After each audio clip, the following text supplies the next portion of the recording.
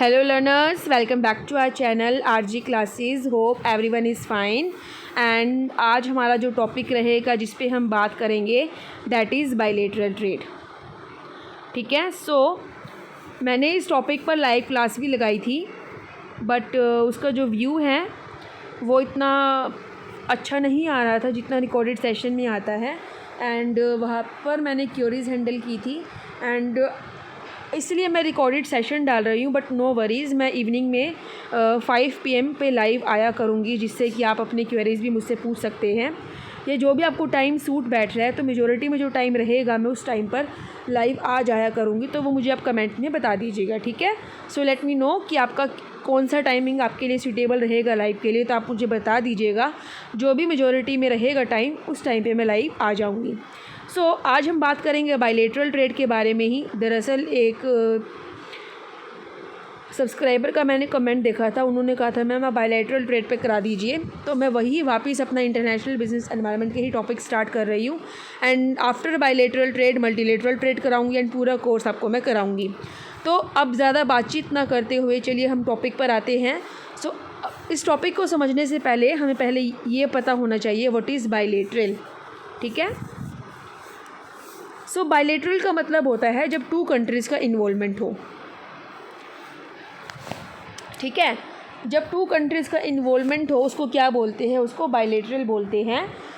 2 से कम नहीं होना चाहिए, 2 से ज़्यादा नहीं होना चाहिए. दोनों ही केसेस में वो bilateral agreement null and void हो जाएगा. मैं अगेन रिपीट करती हूँ, मैंने यहाँ पर क्या कहा है. मैंने यहाँ पर कहा है कि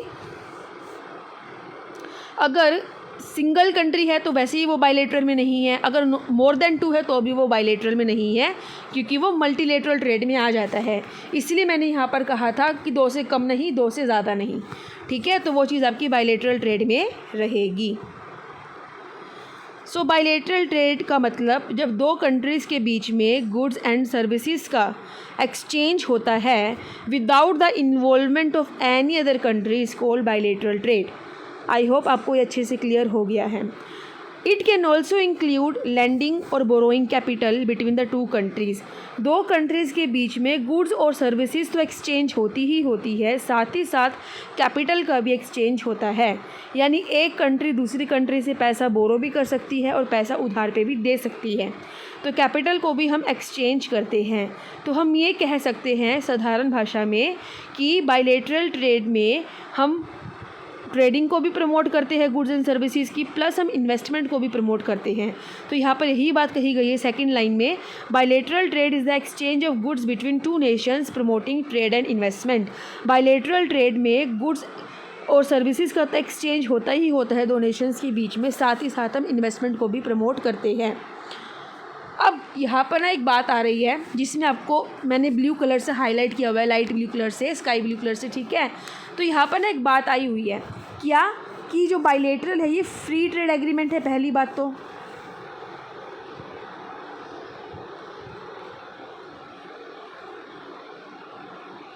ये फ्री ट्रेड एग्रीमेंट है बिटवीन 2 साइड्स. ठीक है. A bilateral free trade agreement is between 2 sides. यहाँ पर मैंने एक एरो बनाया हुआ है जिसमें आप 2 साइड्स देख रहे हैं, this one and this one. ठीक है. ये जो पहली साइड है 1, इसको हम मान लेते हैं इंडिया और उसको मान लेते हैं अमेरिका. यानी बायलैटरल में आपको ऑलवेज ये 2 साइड्स देखने को मिलेगी. ये जो 2 साइड्स है this one and this one, ये दोनों साइड कोई कंट्री हो सकती है, कोई कस्टम टेरिटरी हो सकती है, कोई ट्रेड ब्लॉक हो सकता है या कोई इनफॉर्मल ग्रुप ऑफ कंट्री हो सकती है. तो ये जो दोनों साइड है ये मिलकर एक फ्री ट्रेड एरिया को क्रिएट करती है. ठीक है. अब यहाँ पर ना बार बार एक वर्ड आप सुन रहे हो, free trade agreement, free trade area, what is this. देखिए, जब भी कंट्री दूसरी कंट्री से इंपोर्ट एक्सपोर्ट करती है तो हमें कुछ रूल्स फॉलो करने होते हैं, हमें कुछ बैरियर्स फेस करने होते हैं. तो उन बैरियर्स को जब हम हटा देते हैं या बिल्कुल मिनिमम कर देते हैं उन रिस्क को, तो वो आपके लिए फ्री ट्रेड एरिया बन जाता है. क्योंकि वो जो बैरियर्स होते हैं वो हमें कहीं ना कहीं रोकते हैं ट्रेडिंग करने से फ्लो यानी एक फ्लोली मैनर में हम ट्रेडिंग नहीं कर पाते due to these barriers, and these barriers are tariff and non tariff barrier. Tariff barriers कौन से होते हैं? टैरिफ बैरियर्स वो होते हैं जब हम किसी कंट्री से कुछ इंपोर्ट करते हैं तो हमें कुछ कस्टम ड्यूटीज़ भी पे करनी होती हैं। एक आपका होता है नॉन टैरिफ बैरियर, ठीक है। ये नॉन टैरिफ बैरियर कौन से होते हैं? जिसमें आपके इंपोर्ट पर रिस्ट्रिक्शन लग जाती है फिज़िकल यूनिट्स पर। इंपोर्ट कोटा भी आप कह सकते हैं। जैसे इंडिया अगर बाहर से 1000 यूनिट का सामान मंगवा रही है और वो अगर मंगवाना चाहती है 2000 यूनिट का सामान एक्स्ट्रा, तो हमारी सरकार क्या कहती है, इंडिया की गवर्नमेंट, कि आप ज़्यादा से ज़्यादा 1500 यूनिट तक का सामान इंपोर्ट कर सकते हैं, इससे ज़्यादा आप 1 यूनिट का सामान भी इंपोर्ट नहीं कर सकते। तो वहाँ पर जो 1500 यूनिट है, ये मैंने आपको एक एग्जाम्पल दिया है, जो ये 1500 यूनिट है, ये क्या लग गई, यहाँ पर फिज़िकल यूनिट पर रिस्ट्रिक्शन लग गई, एक कोटा डिसाइड हो गया। तो ये बैरियर्स होते हैं जो हमें रोकते हैं फ्रीली ट्रेडिंग करने से बिटवीन कंट्रीज़, ठीक है। सो इसीलिए हम इनको बायलैटरल एग्रीमेंट में या तो बिल्कुल एलिमिनेट कर देंगे दोनों कंट्रीज़ मिलकर, या इसको काफ़ी हद तक कम कर देगी, जिससे कि दोनों कंट्रीज़ आराम से इंपोर्ट एक्सपोर्ट कर पाए। क्लियर हो गया? मैंने बहुत ही डिटेल में आपको ये चीज़ें कराई हैं।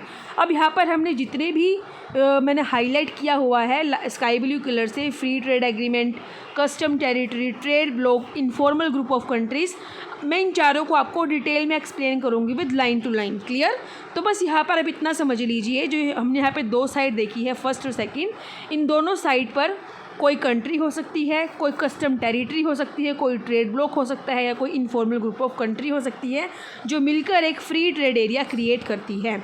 क्लियर? अब मैं आपको आगे बताऊंगी कि इन चारों का मतलब क्या है। मैंने यहाँ पे आपको थोड़ा एक मोटा मोटा रिव्यू दे दिया है कि होता क्या है। अब हम बात करेंगे फ्री ट्रेड एग्रीमेंट के बारे में। तो फ्री ट्रेड एग्रीमेंट या ट्रीटी एक एग्रीमेंट होता है अकॉर्डिंग टू इंटरनेशनल लॉ, क्योंकि इसमें कंट्रीज़ भी तो आती है ना, कंट्रीज़ भी तो होती है इसके अंदर, जो मिलकर क्या बनाती है, एक फ्री ट्रेड एरिया बनाती है, विच इज़ ऑलरेडी नो कि ये क्या होता है, मैंने आपको अभी बताया। बिटवीन द कोऑपरेटिंग स्टेट्स, मतलब क्या है यहाँ का, कि जो दो कंट्रीज़ आती हैं आपस में, जो पार्टिसिपेट करती है इस एग्रीमेंट के अंदर, या जो पार्ट बनती है, वो कोऑपरेटिंग स्टेट्स मिलकर एक फ्री ट्रेड एरिया क्रिएट करती है, ठीक है। तो यहाँ पर 2 तरह के ट्रेड एग्रीमेंट होते हैं, बायलैटरल जो 2 कंट्री के बीच में होते हैं, मल्टीलैटरल जिसमें कम से कम 3 कंट्री होती है और 3 से ज़्यादा कितनी भी हो सकती हैं।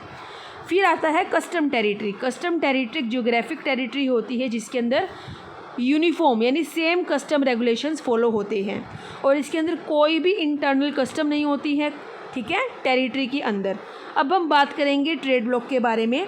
ट्रेड ब्लॉक क्या होती है, उन कंट्रीज़ का ग्रुप जो मिलकर एक एग्रीमेंट बनाते हैं, किस लिए, ट्रेड बैरियर्स को एलिमिनेट करने के लिए आपस में, ठीक है, एंड इकोनॉमिक कोऑपरेशन को प्रमोट करने के लिए। ट्रेड ब्लॉक्स जो हैं ये रीजनल ऑर्गेनाइजेशन का भी एक पार्ट है। अब जो ये ट्रेड ब्लॉक्स होते हैं क्यों बनते हैं, ताकि हम फ्यूचर के कंपटीशन को कम कर सकें, मिनिमाइज़ कर सकें अपने कॉम्पिटिटर्स के साथ। अब यहाँ पे कुछ एग्जांपल्स भी हैं जो काफ़ी पॉपुलर भी हैं, जैसे यूरोपियन यूनियन आपने सुना होगा, ये ट्रेड ब्लॉक का ही एग्जांपल है। एशियन, ये भी आपने सुना होगा, इसके ऊपर मैंने वीडियो भी बनाई हुई है जो कि आपको इंटरनेशनल बिजनेस एनवायरनमेंट की प्लेलिस्ट में मिल जाएगी।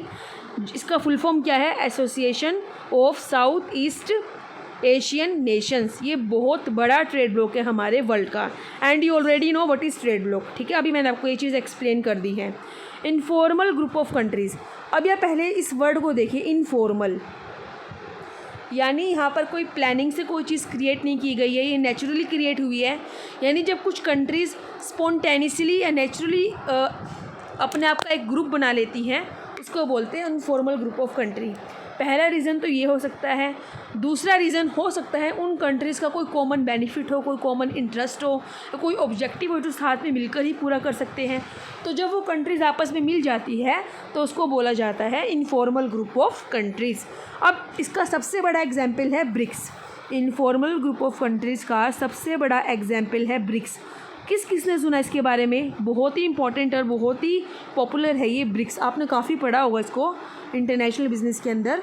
तो यहाँ पर मैंने ब्रिक्स है ये इनफॉर्मल ग्रुप ऑफ कंट्री का ही पार्ट है। अब यहाँ पर जो ब्रिक्स है इसमें 5 कंट्रीज़ का ग्रुप बना हुआ है and that is Brazil, B stands for Brazil, R stands for Russia, I stands for India, C stands for China and S stands for south Africa. Clear? अब यहाँ पर मैंने कुछ क्रक्स में बातें लिखी हुई हैं, जो पूरा क्रक्स है जितना मैंने अभी तक आपको पढ़ाया, तो हम इसको फटाफट रीड आउट कर लेते हैं। बायलैटरल ट्रेड एग्रीमेंट वो एग्रीमेंट है जो कितनी कंट्रीज़ के बीच में कितनी कंट्रीज़ के बीच में? सिर्फ 2 कंट्रीज़ के बीच में, only 2, not more than, only 2 countries के बीच में। किस लिए? ट्रेड और कॉमर्स को प्रमोट करने के लिए। यहाँ पर हम ट्रेड बैरियर्स को क्या कर देते हैं? एलिमिनेट कर देते हैं, कम कर देते हैं। कौन से बैरियर्स? तारीफ जो मैंने एक्सप्लेन कर दिया, import Kota and export restraints. ठीक है, किस लिए हम एलिमिनेट करते हैं इन बैरियर्स को? जिससे कि हम ट्रेड को और इन्वेस्टमेंट को एंकरेज कर पाए। सबसे बड़ा एडवांटेज क्या है बायलैटरल ट्रेड एग्रीमेंट का?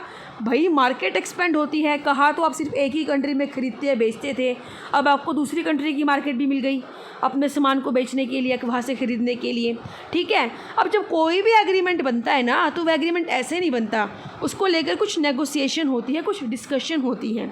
ठीक है, अगर आप प्रैक्टिकल लाइफ की बात करो, अगर आपको किसी पर्सन के साथ एग्रीमेंट में आना है तो आप ऐसे आ जाओगे एग्रीमेंट में, कुछ इंक्वायरी नहीं करना, आपको कुछ एनालाइज नहीं करना, कुछ समझना नहीं, कोई टर्म्स क्लियर नहीं करनी, कुछ फाइनलाइज नहीं करना, ऐसे एग्रीमेंट में आ जाओगे? बिल्कुल भी नहीं आओगे। पहले आपकी नेगोशिएशंस, डिस्कशंस होगी आपस में। ठीक है, कुछ चीज़ें फाइनलाइज करोगे, तब जाकर कहीं आप एक बंदे के साथ एग्रीमेंट में आओगे, एक पार्टी के साथ एग्रीमेंट में आओगे। सेम यहाँ पर भी ऐसा होता है। जो भी 2 कंट्री बायलैटरल ट्रेड एग्रीमेंट में आती है ना, सबसे पहले उनको नेगोशिएशंस करनी होती है आपस में, तब जाकर कहीं हमारा बायलैटरल ट्रेड एग्रीमेंट बनता है। अब अगर हम दोनों को कंपेयर करें तो बायलैटरल ट्रेड एग्रीमेंट काफ़ी ज़्यादा उसमें नेगोशिएशंस ईजिली हो जाती है। देखिए, एक कहा तो 2 कंट्री इन्वॉल्व है, कहा 3, 4, 5 कंट्री इन्वॉल्व है। यानी जब 2 कंट्रीज़ के बीच में कोई डिस्कशन होती है तो वो इजीली हो जाती है, हम उसको जल्दी एक पॉइंट पर लेकर आ सकते हैं, कॉम्प्लेक्सिटी कम होती है। लेकिन अगर वही 3, 4, 5 इन्वॉल्व हो जाती है, हम सबको एक साथ लेकर आना, ठीक है, एक पॉइंट पर लेकर आना काफ़ी डिफ़िकल्ट हो जाता है हमारे लिए। इसीलिए बायलैटरल ट्रेड काफ़ी इजी रहता है नेगोशिएशंस करना, और बायलैटरल ट्रेड के अंदर भी हम बेनिफिट्स को जल्दी उठा सकते हैं जो हमें बायलैटरल ट्रेड एग्रीमेंट से मिलते हैं। अब कौन कौन से बेनिफिट है और कौन कौन से डीमेरिट्स है इसके, वो आपसे मैं नेक्स्ट वीडियो में डिस्कस करूँगी। ठीक है, तो आई होप आपको यहाँ तक तो अच्छे से क्लियर हो गया होगा। कोई भी डाउट्स है कमेंट में पूछिए, लाइव में आया करूँगी जिसमें मैं कुछ इंपॉर्टेंट टॉपिक्स आपसे डिस्कस करती रहा करूँगी डेली यूज से रिलेटेड एजुकेशन में, एंड आपकी जो क्वेरीज है वो भी लेती रहूँगी। तो सब्सक्राइब करना मत भूलें RG क्लासेस को, लाइक करें, शेयर करें। Thank you, take care, bye bye.